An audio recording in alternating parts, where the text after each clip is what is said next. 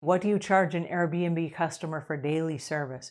Well, if they're expecting you to be there every single day, what you may want to do is figure out a flat fee per week or a per hour charge so that you can be there every single day. And then what you might do is rotate chores on the days when maybe they're not so busy or no one is checking in. Now, you said from checkout until check-in, which is a window in the afternoon, where I guess people are checking out of their rooms and you've got to turn to that room for the next customer that's coming in. Now, if that's the case, you're going to have some regular maintenance cleaning on that particular room every single day.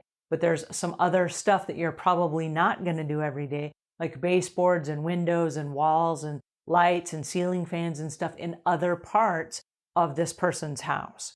And so what you may want to do is on the days where you're slow and you don't have a customer checking in, you may want to rotate the chores through other areas of the house so that their entire house gets clean and you still get paid for that time. Because you don't want to only reserve this time for this particular customer and then there are days when they don't need you and then they don't pay you. Because if you're locking out that time for that customer, you can't resell that time to another person.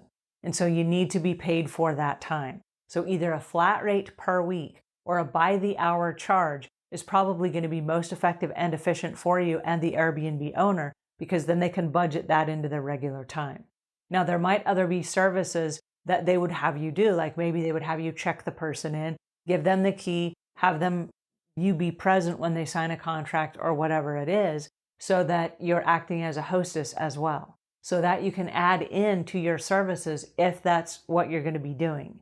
And then you might also make an agreement with them that while you're there, maybe you do some food prep or other things so that you can stay employed during that period of time. So what do you charge? It's entirely up to you between you and the owner of the Airbnb. But I would add in as many services as you can so that you make yourself useful and valuable so that they use you every single day instead of just on days when they have people coming in. Because if you're going to block out that time, you can't resell it to someone else. And I do want you to be paid for this job because it sounds like a fun job. And it sounds like something that even as your business grows and expands, you could assign one person to do that Airbnb every day during that small window of time. So it sounds like a fun account.